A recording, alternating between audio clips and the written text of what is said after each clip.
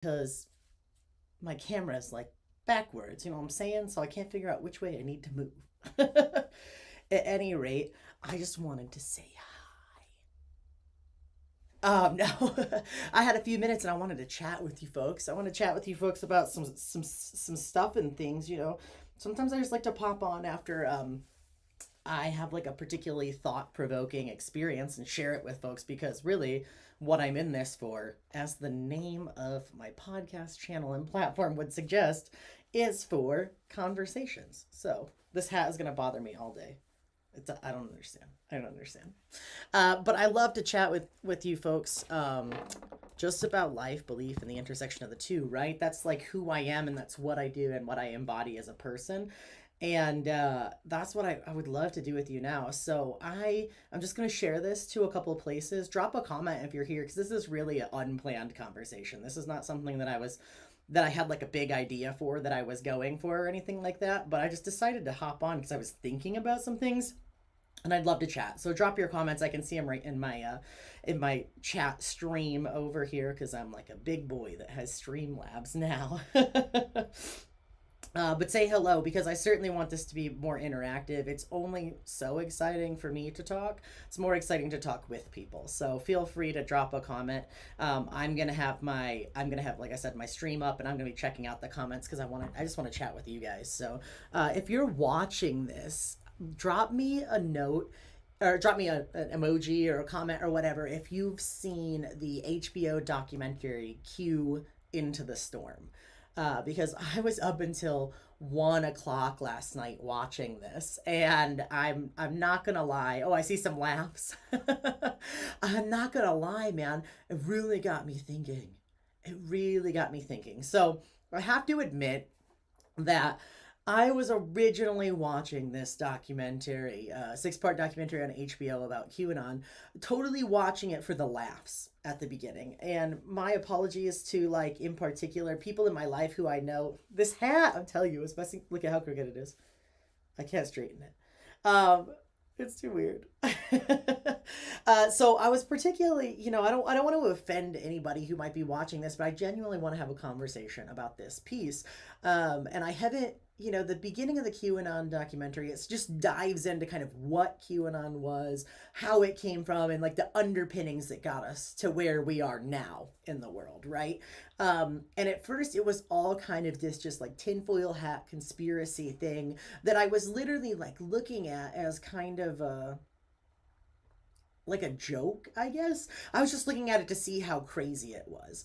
But then as I started watching, I got to episode 3 and it started to take a really, really like a dark turn. And for those of you who are watching and haven't seen it, sorry, there's gonna be like little spoilers, but I mean, this already happened in real life, so there's kind of like real life spoilers anyways. But so in episode 3 they start talking about how on this website, which was like kind of a message board format, it was called 8chan, and it was like kind of one of the places that QAnon functioned, right? Like Q is this invisible character that would post things and people would go on there and like derive meaning from these things. But on this website 8chan, like people could live stream or post anything, right, under the guise of free speech. And so I can't remember the date, and I feel really bad for not remembering the date of this because it's important. But on this certain date, I want to say it was in 2018, someone was live streaming what looked like preparing to go shoot, and people were like, oh, this is LARPing, like live action role play, this isn't real, whatever, whatever, whatever. And then out of nowhere, boom, this guy hops out of a vehicle, walks into a mosque, and starts massacring people, firing his semi-automatic weapon into the crowd of worshipers that were in their place of worship, just for their regular service. And this was in Christchurch, New Zealand, I believe. And he also continued to like leave that place and then go to a secondary place and then shoot up that mosque as well, which is horrifying. Like, this was live broadcast, it was reshared, his manifesto was on the website, and it was really, really it was really disturbing. Emily, I am so sorry that you don't have HBO. Let me see if I can find a way to stream this. I wonder you should all sign up for a free 7-day trial of HBO to watch Q Into the Storm. I bet you could watch it. So this shooting happens, right? Then we fast forward a little bit, and this guy goes into a synagogue and shoots up a synagogue. And I can't remember the name of the synagogue. It started with a P. So he goes into this synagogue and starts shooting up a synagogue. And he was 19, I think, and he posted his manifesto on 8chan, the same website that hosted the message boards for Q. And then fast forward a little bit further, and some guy walks into a Walmart in El Paso, Texas, and starts shooting it up. And like same thing, posts a manifesto, goes live, puts it on this website. And his expressed goal that he said was to kill as many Mexicans as possible. And so it really got me thinking, right? I think I'm only on like episode 4, but it really got me thinking because the main arguments as I see them expressed by this documentary, right? They are, I don't know if it was Tree of Life in Pittsburgh. I cannot remember. So if someone wants to fact check that and drop that in the comments for me, that'd be dope. Because I was thinking Tree of Life, but then I thought there was a P in the name. So, yeah, so we have mosque, synagogue, and then public space explicitly looking to hunt Mexicans. And the dichotomy as I see it that's presented, right, with QAnon and like the others, right, is like QAnon sees themselves as the true patriots, and this directly overlaps with Trump followers and MAGA and like right-leaning or alt-right conservatism, which is frequently bolstered and overlaps with American evangelicalism. Okay, March 15th, 2019, that was Christchurch for the mosque. And so these are the dichotomy, right? Like this is the QAnon, MAGA, alt-right, American Christian over here, and they are defending they're defending this platform and this cause and this person because it is. Oh, thank you for dropping that. Thank you so much. So there's resources being dropped in the comment box for like more information about the terror attacks that I'm saying.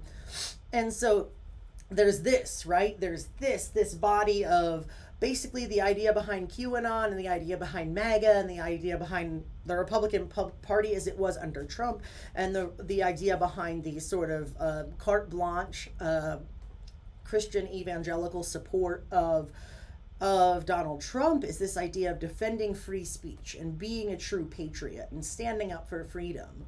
But my question is, and like everyone else is sheep. So like I'm a sheep. I'm totally a sheep. I can't think for myself. I just believe the lies. I am spoon-fed bullshit left and right. And I surely can't be a Christian and be who I am. I surely can't be this, that, or the other and be a free thinker. I'm just a sheep. But my question is, with this like website like 8chan, of course there's ethical. It was Tree of Life. Okay, thank you. I couldn't remember. I was really struggling to remember there, and I feel terrible for not being able to say the name, like say their name, right, of this tragedy. But like, why is it always that there is either like it's this freedom of speech clause, or you're a sheep, right? But why does the freedom of speech always lead to just a rampant outpouring of white supremacy? I was sitting there and watching this. I was like, I was like 4 hours deep into this documentary. It's 1:00, and I'm like, I should probably sleep. But why is it that we will defend so hard freedom of speech, but then that freedom of speech inevitably goes to the end of white supremacy and like vilifying and publicly executing the other?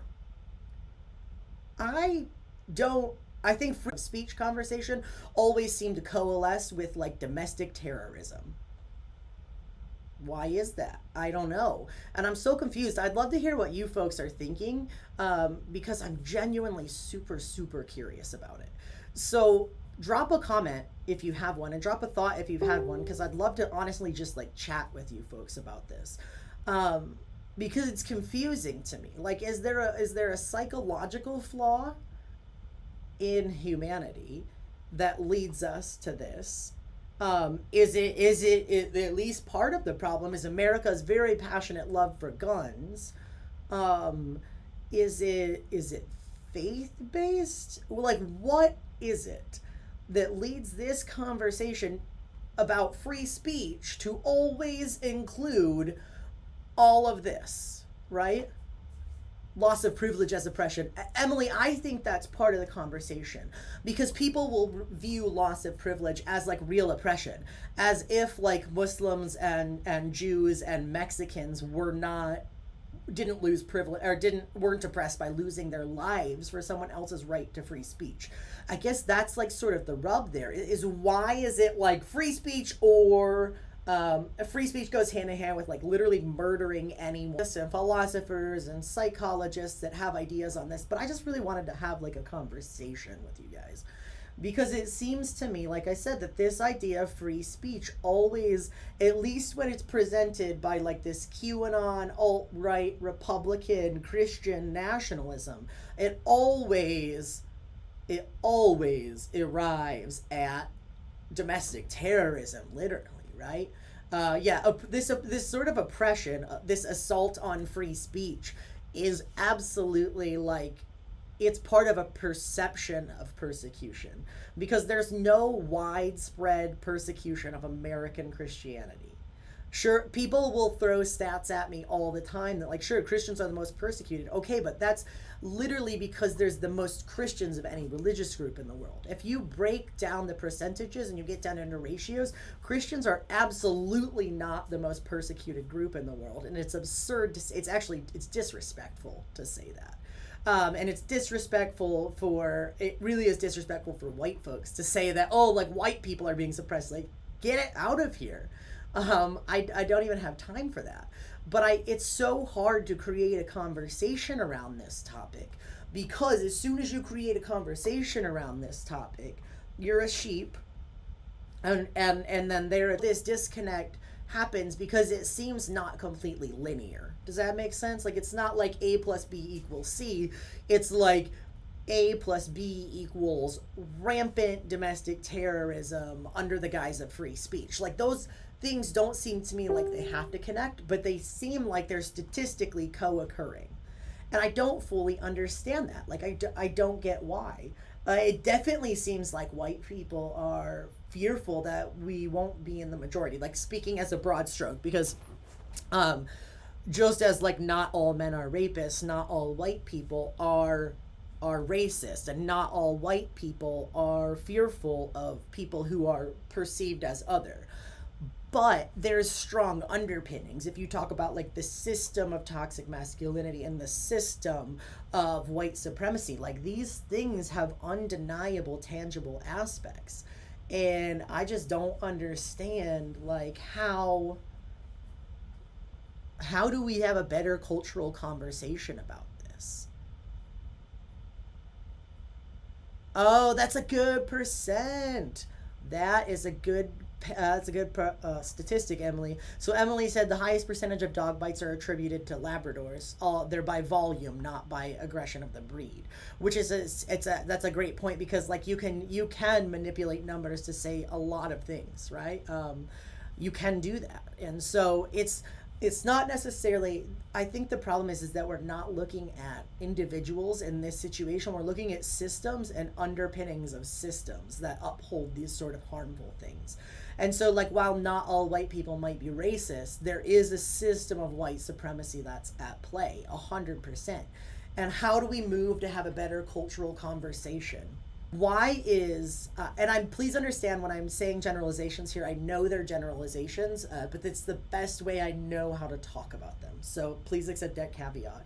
But why is like the right, quote unquote, the silent majority, whatever you want to call the right in this country, the right is so united around a cause, and the left, which tends to be more progressive, and the left in America is like basically a centrist that lost their balance a little bit, right? There's not even really crazy true leftists, at least being presented in big scales.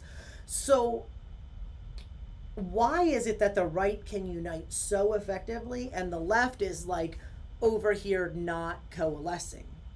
And I think my friend Justin Hubbard has talked about this a lot. We've had conversations about this, and I found a really dope TikTok about this. I'll put the comment in the chat bar in a bit after this video is over. But basically, fear is a hell of a motivator. And it seems to me like the thing that the right has done, the thing that QAnon has done, the thing that honestly Donald Trump's campaign did this so well. I can't stand the man. He's a racist and he's not a Christian and he's a rapist. You know what I mean? But what happened was Donald Trump realized if you can get people afraid, you can pull them together. And fear crosses those divisions of class, like you mentioned, Victoria. Fear crosses those divisions of age. Fear crosses those divisions of socioeconomic divide, and fear unites people. So if you need to unite people, right? Apparently, you can just throw out this thing that is a boogeyman. Like right now, the single biggest boogeyman, and when I say boogeyman, I picture the villains from Scooby Doo. You guys know how in Scooby Doo they always on the top is critical race theory, but when you pull it off, right, it's really the same underpinnings that we've been talking about. It's not really critical race theory. It's that people are afraid of people who are different. People are afraid of losing the power that they say they don't have. That is why people are afraid of things like critical race theory, which have groundings in social science and in history. But that's the boogeyman. But right now, if everybody who is afraid of CRT unites, that's a big group. But then you have people on the left who are having a conversation socially about what is CRT, what matters about it, what's good about it, what do we take, what do we leave. And so really basically what's happening is like the left is over here saying like how many people does it take to change a light bulb, and the right is over here with an assault rifle that shoots the light bulb out of the socket and puts another one in. And it's because there's an identified fear, an identified target. There is facts are no longer agreed upon, which is interesting because you can make a lot of things, say a lot of things with the right amount of manipulation, but I feel like that's been another specific tactic, specifically of like that QAnon, Donald Trump, Republican, like alt-right mindset has been, okay, let's create chaos. And it's so funny because so many evangelical pastors like to use the phrase, there's a verse in the Bible that says chaos is a paraphrase, but it basically says chaos doesn't come from God. Right? So if there's chaos and if there's confusion, the devil is the author of confusion. So it's a genius match set point, right? Because you say the devil creates confusion and then someone creates confusion and all of a sudden it's the devil and we're afraid and we're all united about this thing. People don't know what critical race theory is. They're confused about what it actually is. And so it becomes this amazing boogeyman target. And I don't know how else to put it, and I don't know else how to describe it, but these are very real forces that are happening in our world. And in the Q Into the Storm documentary, they talk about how one of the things that you can do is there was actually like psyops in the military, right? Psyops was essentially psychological operations, and it's a non-weaponized campaign because it's a psychological campaign. And so the idea is you plant the idea in the head of the public that fact, this idea that confusion, evil, and you have confusion, and you have all of these things coalescing, boom, perfect storm, to literally never pick up a weapon, but to encourage others to be weaponized, breed domestic terrorism and hate crimes, right? It's not like the cause and the effect are unlinked in this case, right? The cause is part of the problem and the effect is part of the problem. It is so interesting to me because we have these boogeymen and we have this conversation, but the conversation is not really about what the conversation is about. So you get people that have been told they're being lied to, and they feel like they're being disenfranchised, and they feel like they're under attack, and you create in them this idea that they're under attack by feeding them cryptic messages and fake news, and you have created a perfect storm to weaponize and arm and harm people without you ever doing it. So then sort of, should we censor on the internet to white supremacy? Like, we've pulled the hood off. We've pulled the hood off of CRT, and underneath it is like white supremacy and Christian nationalism. It's so interesting to me. Ooh, this is a good quote, Joanne. Anyone who possesses a threat to another person, anyone, blah, blah. Anyone who basically who has a position of wealth and power can be in a threat to another person, and white people tend to be in positions of power. Now, here's another interesting part of the conversation, which I think is interesting, is that you can simultaneously have social capital and be told that you don't. Like, you can mess with that idea. And so what happens is, like, white people still have social capital. Like, poor white people still have their whiteness. But they're told that their freedoms are being taken away. And so then this person is in a position of power, but they don't believe they're in power. And then they feel oppressed. And then they strike out. And all of these things are, like, essentially head games that have created the mindset that we live in right now. It's all interconnected. And so my question is, like, how do we is there a way to peel back the layers? Yeah, mostly dudes. You are correct. You are correct. Like, straight, white, cis, male, Christian folks. That's literally the pinnacle of power. And if you can tell those people they're being oppressed, then they use their voice, which is already amplified because of their social privilege, and you've weaponized a people group. So how do we have a conversation about freedom of speech and about autonomy and about freedom of thought? Like, how do we have those conversations without them ending up in message boards that broadcast hate crimes, that broadcast racist, anti-Semitic, homophobic content, and that broadcast, one of the things that was interesting to me was, like, on this 8chan website where QAnon was posting was a ton of pedophilic pornography. And so, like, we're decrying the global cabal that is raping children in the basement of Pizza Comet or Comet Pizza. But yeah, we're taking part of this conversation on a website that is actually propagating that sort of illegal underage pornographic material. It just seems so interesting to me. Like, how do we have this conversation? There's some major psychology behind it. And I started out watching this documentary for laughs. And I ended up having a deeply embattled conversation within myself about the idea of free. And I know right now, to bring it back home to Olean, like, we have this conversation happening because our former middle school principal was a pastor who was preaching things that are absolutely phrases that have been used to incite violence against people groups. But he was a pastor saying these things. So everybody wants to cry freedom of speech. Now, when it comes to the school board, or when it comes to the school system, that's an easy one to me, because you shouldn't be in charge of a school system when you publicly say things that go against the mission, vision, values of that school system. That's a separate conversation from free speech entirely, because this is like a contractual agreement that you've agreed to work at this place. But what then do we do when you have people up in positions of power, specifically religious positions of power, social responsibility, because I'm in a position where people listen to me? But what do you do when you have someone who doesn't understand or doesn't caveat to say, if you're really preaching the Quran, the Torah, or the Bible, you're not actually preaching hate? If you are preaching hate, it's a skewed agenda of all of those books, period, point blank and period. And I will have that conversation any day. But what do you do when you have someone in power who is shielded behind a religious backing, but they're saying things that, when broken down to the lowest common denominator, are inciting violence?